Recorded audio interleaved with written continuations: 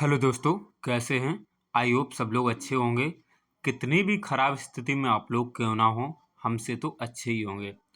तो दोस्तों, अगर आप भी बिहार में होने वाले टीचिंग एग्जाम बीपीएससी ट्री 3.0 का री एग्जाम देने वाले हैं, तो इस वीडियो से आपको बहुत कुछ मिल सकता है। आप सभी लोग जानते हैं कि बीपीएससी का टीआरई 3 ऑलरेडी एक बार मार्च में हो चुका है, लेकिन उस एग्ज़ाम को रद्द कर दिया गया है क्योंकि उसमें पेपर लीक जैसी घटना निकलकर सामने आई, तो उस एग्ज़ाम को रद्द कर दिया और अब वो एग्ज़ाम वापस 19 जुलाई को होने जा रहा है। 19 जुलाई से एग्ज़ाम शुरू है। अगर आपने उसमें फॉर्म डाला है, जैसे आपने कोई भी फॉर्म डाला हो लाइक पीआरटी या फिर टीजीटी, पीजीटी या जूनियर, कुछ भी एग्ज़ाम से हैं आप, तो आपके लिए ये वीडियो बहुत ही ज़्यादा इम्पोर्टेंट है क्योंकि इस वीडियो से डेफिनेटली आपको वो चीज़ें मिलेंगी जिन चीज़ों की आपको ज़रूरत थी।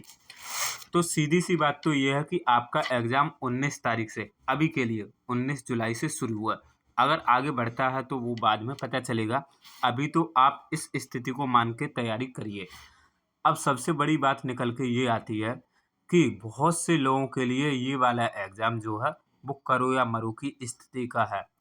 उन्हें किसी भी तरीके से इस एग्ज़ाम में सिलेक्शन लेना है, किसी भी कीमत पर, चाहे कुछ भी क्यों ना हो जाए।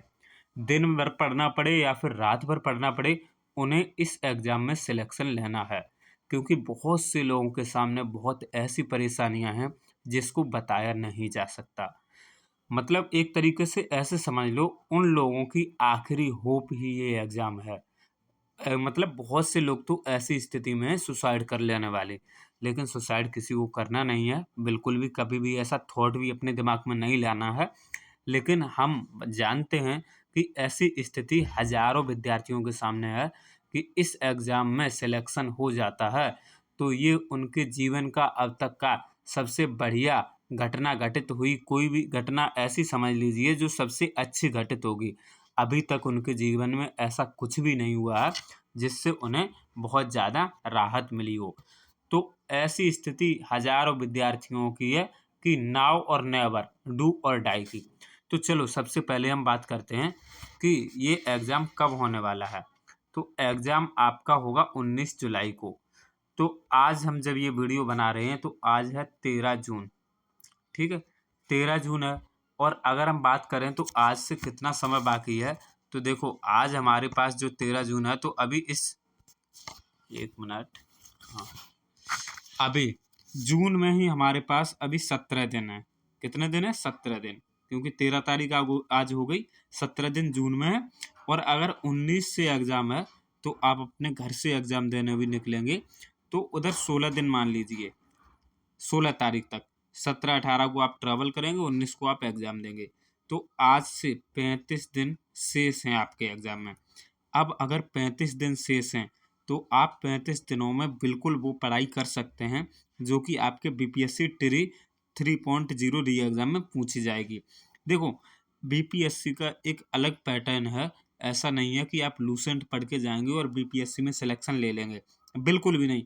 ऐसा ही बहुत से लोगों के साथ हो रहा कि वो नॉर्मल जीके जो कि सभी में पढ़ाई जाती है, जैसे एसएससी की पढ़ाई जीके हो गई या सुपर टेट की जीके हो गई, यूपी टेट की जीके है, क्योंकि यूपी टेट में भी एक सब्जेक्ट आता है यूएस वाला, या फिर बहुत से एग्ज़ाम एसएससी जीडी वगैरह की तैयारी करके अगर आप बीपीएससी देने जाओगे तो बिल्कुल नहीं होगा, क्योंकि बीपीएससी का एक अलग सिलेबस है जिसे समझना बड़ी मुश्किल बात है। तो अभी आपके पास 35 दिन के आसपास टाइम है। अगर आप 5 दिन बाद भी ये वीडियो देखते हो तो भी 30 दिन का आपके पास टाइम होगा, तब तक आप बड़े आसानी से एग्ज़ाम में सिलेक्शन ले सकते हो क्योंकि 30 दिन की तैयारी बहुत ज़्यादा हो जाती है। अब बात करते हैं करो या मरो स्थिति की, डू और डाई। तो वो तो हम बता ही चुके हैं कि बहुत से लोगों के सामने ऐसी स्थिति है कि अगर इस बार सिलेक्शन हो जाता है तो उनके लिए ज़िंदगी में एक मार्ग खुल जाएगा, एक जीने का ज़रिया खुल जाएगा। अदरवाइज़ वो तो ऐसी स्थिति में है कि मर जाएँगे या मार जाएँगे, ऐसा समझ लीजिए। तो डू और डाई, आप 35 दिन मेहनत करिए, आपका सिलेक्शन ज़रूर हो जाएगा। अब हम बात करते हैं सबसे इम्पोर्टेंट फैक्टर कि क्या पढ़ना चाहिए। क्या पढ़ना चाहिए से मतलब ये है कि जो नॉर्मल जीके है उसे पढ़ के जाएँगे तो उसमें बीपीएससी में देखने को मिलता ही नहीं है। तो मैं आपको बता दूं कि आपके पास अगर एनसीईआरटी की किताबें हैं, ठीक है, एनसीईआरटी की किताबों से मतलब बीपीएससी डायरेक्ट पूछता है। बीपीएससी जो है वो डायरेक्ट एनसीईआरटी की किताबों से पूछता है। अब उसके लिए आपके पास कौन कौन सी किताबें होनी चाहिए, तो सबसे पहले आपके पास किताबें होनी चाहिए, देखो जो सबसे ज़्यादा ज़रूरी है, साइंस की एनसीईआरटी आपके पास होनी चाहिए, ठीक है। जियोग्राफी की एनसीईआरटी आपके पास होनी चाहिए। मैथ की एनसीईआरटी आपके पास होनी चाहिए, क्योंकि मैथ के करीब 17-18 से क्वेश्चन कम नहीं आ रहे हैं, हर एक एग्जाम में 18 के आसपास आ रहे हैं। 15-16 तो मैथ वाले सेक्शन में आते हैं, और फिर रीजनिंग वाले सेक्शन में भी ये क्वेश्चन आपको मैथ के देखने को मिल जाते हैं। रीजनिंग वाले सेक्शन में भी मैथ के क्वेश्चन आ रहे हैं, ये याद रखना। और साइंस अगर आप 9th-10th तक की कर लेते हो तो सभी क्वेश्चन एनसीईआरटी से ही आ रहे हैं।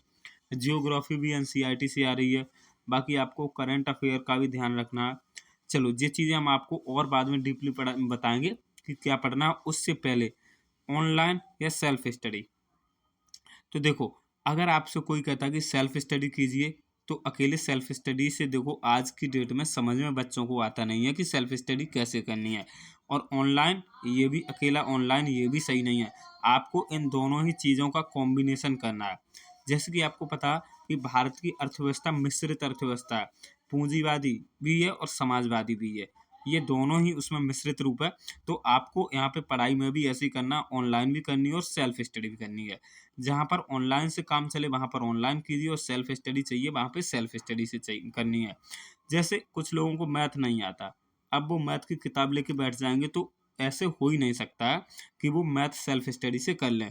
उसके लिए उन्हें ऑनलाइन यूट्यूब पे वीडियो देखने होंगे थोड़े से मैथ के, फिर वो अपनी स्टडी अगर किताब से करना चाहते हैं तो कर सकते हैं, ठीक है।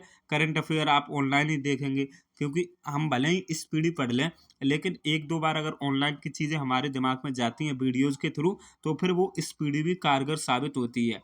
जैसे ही हमें स्पीडी में वो क्वेश्चन देखने को मिलता है, तो वो एकदम कन्फर्म हो जाता है, हमें एकदम फिर से याद हो जाता है। अगर अकेले स्पीडी में पढ़ेंगे तो वो उतना याद नहीं रहेगा, जितना कि वीडियो में देखने के बाद आप किताब में देख के कर लेते हैं, ठीक है। तो इन दोनों ही चीज़ों का आपको कॉम्बिनेशन रखना है। और फिर एंड में वही बात कि आप अगर बिना डाउट के, मतलब 100% श्योर होकर तैयारी करेंगे ना, तो 30 से 35 दिन में आप उस स्थिति में पहुंच जाएंगे कि जब आपका रिजल्ट आएगा तो आपका रिजल्ट में नाम होगा।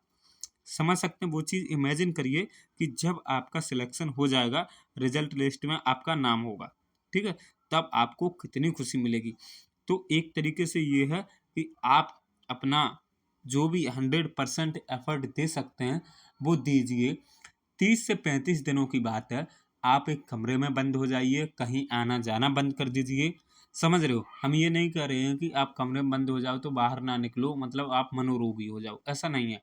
और 30 दिन में कोई मानसिक रोगी भी नहीं हो जाता है, 30 दिन की बात है। और जब 30 दिन बाद आपका सिलेक्शन हो जाएगा, तो 30 दिन के बाद आपकी जो भी लाइफ है वो एकदम बड़े आराम से कट जाएगी, मतलब कट नहीं जाएगी, लाइफ जीने में मज़ा आएगा।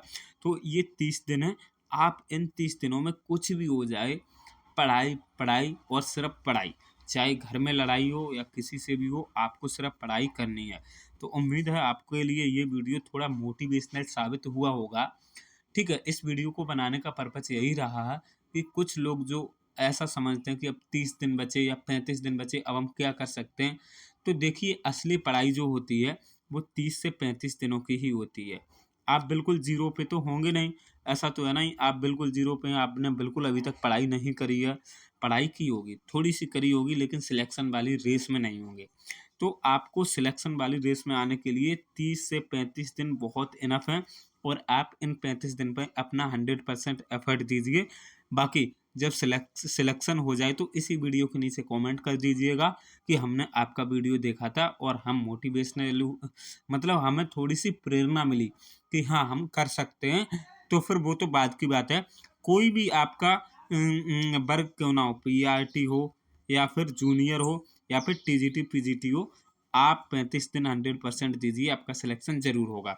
चलिए इसी एक अच्छे से मैसेज के साथ इस वीडियो की शुरुआत करते हैं, और बहुत ही जल्दी आप अपना सिलेक्शन लीजिए, और 100% एक तरीके से जो आपने सोचा है उस पर अमल करिए, चीज़ें अपने 100% अपने अकॉर्डिंग करिए। और जब रिजल्ट हो जाए तो इसी वीडियो के नीचे कमेंट कर दीजिएगा कि सर हमारा हो गया। Thank you. आज के इस वीडियो में इतना ही।